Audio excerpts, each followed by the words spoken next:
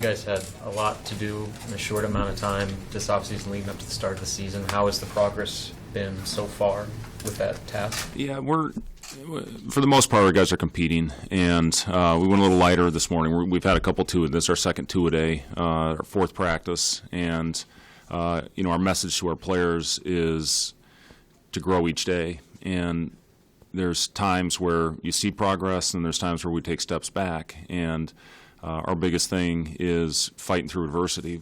Our guys are really good when things are going well out there, but when the tough times hit, that's when they have a tendency of shutting down, which you see that at all levels. And we just got to continue to battle through those times. And we're trying to figure out which of our players are mentally tough enough to go out there and perform at a high level 100% of the time. And, this is the benefit of these 10 practices that we have right now. We had 3 weeks with 9 of our guys, and now we've got the other 6 in. The one that has not been here is Yvonne, who will meet us in Italy. But they're out there working, and we've had a lot of film sessions with these guys. We're throwing a lot at them, maybe too much at this point, but our big thing now is trying to find out who can pick things up in a short amount of time and apply it to the floor, who can translate from a drill into live play. And again, the important thing is fighting through the tough times. It's really hard to compare, but day one, again, for Iowa State compared to day one here, is there any parallels or any differences you see there? Yeah, I think you see it everywhere. And, I can pretty much promise you anybody that's at this stage of the game right now that's preparing for a trip or going through their workouts in their early stages walk away from the court a lot of times pissed off because you have too many turnovers and you're sloppy. Again, the thing that we're looking for is when we do close this thing after our 10th practice and get on the airplane to go over to Italy, we're a lot better and a lot further ahead than where we are now. And we have a lot of room to grow. And, but again, that's everybody at this stage that's preparing for one of these trips. What do you see, what are you looking to see in an early benchmark like a trip like this that maybe you're not having super high expectations of the team, but you want to see certain things cleaned up from practice? Yeah, the biggest thing for us as a staff is to see the competitive edge that these guys go out and play with. And again, when things are going well, we're pretty good. We're out there talking and playing with a swagger and competing and have confidence. And then we go 4 or 5 possessions where tough things happen, and then that's when you see some of the shutdown. And that's where I think we need the most growth at this time. And we've got a lot of new faces, and these guys have never really played before, any of them, with the exception of Thor and Burke a little bit last year. So you've got all these new guys that you're trying to figure out where they fit in the court. We're going to experiment with lineups a lot on this trip. I just put in a new set and a new system yesterday that we need to start picking up better. But, the thing that we're looking for most with our players is to go out there and compete. And it's as simple as that. If you go out there and play hard, that if you make mistakes and you have errors, if you're out there competing, you can live with those. Is there any reason why Cam can't practice yet? Cam's still finishing up. He's got one more class that he's finishing up that we'll hope to get good news on that in the next couple days. He'll be able to play in Italy? He'll be able to play in Italy, correct. You say good news in the next couple, how long? Well, hopefully in the next 48 hours, we'll get news that he's completed a class that he needed to get his eligibility. Fred, have you had to put masking tape on their foreheads with last names? I've called them the wrong names a lot. Yeah, there's no doubt about that. Listen, we're still getting to know these guys. They're still getting to know us. What our style is like. They're still trying to figure out what Doc's saying with his accent. So, the only guy who understands him is Kevin Cross. But our guys, again, I have liked the competitive spirit of these guys. I really have. And again, I'll just keep going back to, finding a way to battle through the tough times. And we're showing growth at times, but, we still need to grow in that area. Is this the most important thing, is just getting acquainted with each other? Yeah, it is a big part of it. Sometimes you forget a little bit that these guys are all just coming together for the first time. And, the group that was here when did we start? When was it, Seamus?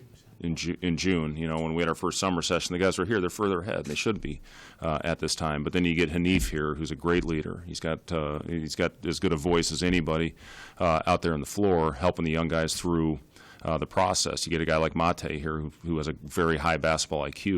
You get Shamil in here who's been through. This is his third team now. He's seen and done a lot of the basics. So just to get the older guys that are coming in here for the first time, and you mix them with the younger players that we have, and you just try to build the team, and that's our job right now. DeShawn was supposed to be kind of the next guy at Nebraska whenever he was recruited here. Now he's kind of in this new mix of guys. What's the key for kind of integrating him into the offense and integrating him into the whole team? Yeah, DeShawn he's very talented, and that's one thing. He's got one thing in his mind a lot of times, and that's scoring a ball. Which that some people just have that mentality, and he's got that. He's got that in his DNA is to go score the basketball, and he can do it in a lot of ways. He shot the ball well. He shot it very well in June and July. He's going through a little bit of a slump right now, but he's a guy that can get downhill and get to the basket. Our biggest thing to DeShawn is making simple plays. He's at times tries to force the issue, drive through two, but when he draws the defender, his job is to make the simple play. And again, you saw one of the drills we did today was about making simple plays when they're there. When you draw two, you've done your job. Now make the simple play, and it's up to the next player to make the next one. But yeah, I've been very pleased with DeShawn. The one thing that kid you're never going to have an issue with is he's going to go out there and play hard. Balance getting these guys into the system versus fitting your system to the athletes that you have. Well, that's our job as coaches, is to put our players in a position where he can utilize their skill sets. And there's some pretty unique players. Samari Curtis is a guy that can shoot it from anywhere, and sometimes you see him shoot a shot 4 feet behind the line, and you get mad at him. But then you look at the stats, and he's shooting almost 50% from three. So he's a guy that can make tough shots. And again, that's what we're learning about our group is who are those guys that can score the ball. So our job again is to put them in a position to where they can be successful.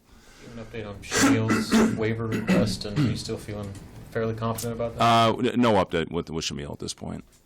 So if Shamil can't play until the spring, when you start the season before Christmas, would you have 10 scholarship players that would be active? I don't know, something like that. I'll say this too. Another guy that I've been very pleased with is Thor. Thor is somebody in the system that we have out there right now. It's a lot of read and react and try to figure out how the defense is playing. And Thor's got a very good basketball IQ. So he's picking things up very well. And again, a guy that's played in the Big Ten. He started at the end of the year in the Big Ten. So. I feel whatever happens with our waivers, we feel good about our team. You talk about the competitive edge, mental toughness element you're looking at. Is that something that you can improve in a guy? I think you can. You just, you talk till you're blue in the face, and again, I'll go back to this. When things are going great out there, yeah, those guys are competing and they're talking better. It's just continuing to watch film with them. We have individual film sessions. We have team film sessions.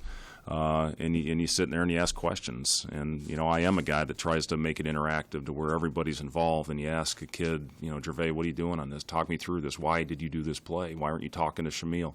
Those types of things. So, we try to get those guys talking amongst each other, and then they can go out on the floor and be real with each other and hold each other accountable to where they don't take it personal. And that's when you have a group. That's when you're making progress, when your guys are out there on the floor and they can talk to each other. Delano can't play next year, but he'll be able to play in Italy. Yeah. What have you seen from him early on, and how big of an asset, especially because Ivan can't play in Italy? Yeah, he's I'm telling you, he's got all the potential in the world with his size and his ability to pass the ball, play make. He's athletic. He's improving with his shot. He's putting a lot of time and effort into it. So with a full year of being able to work on his overall skill, I think he's got a chance to be special when it's all said and done because of his size and his length and his ability to make plays. With Derek and Delano in general, them sitting out this year, how much, or I guess what roles are they going to play? How are they going to be able to help you this year? Yeah, they're going to they'll play very key roles on this team, even if they're not out there playing on the floor. They'll be running scout team. They'll hopefully see in the sideline, build chemistry with each other, help with leadership when they see a guy come off the floor and, maybe they're frustrated or upset with something. But yeah, those guys are going to be asked to do a lot of things because, again, they've been in it. You look at Derek, a guy that spent his first 2 years at Tennessee in a high-level program playing for a great coach.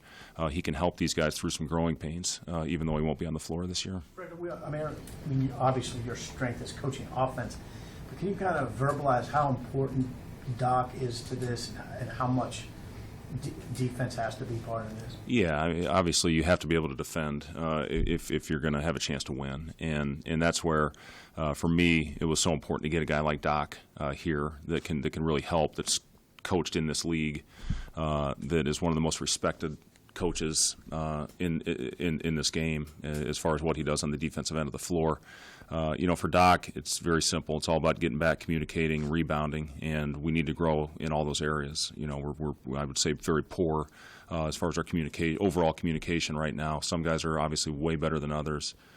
Getting back, setting your defense in transition, and then rebounding, and that's going to be an issue for us this year because of our size that we're going to be giving up on a nightly basis. But if you can collectively do it and you get your guards and they're helping on that area, you're going to have a chance. But Doc's the best. He's what he's done in his career is pretty remarkable, and the people that he has coached under, he lays it out very clearly to the team as far as what we want to do on that end of the floor.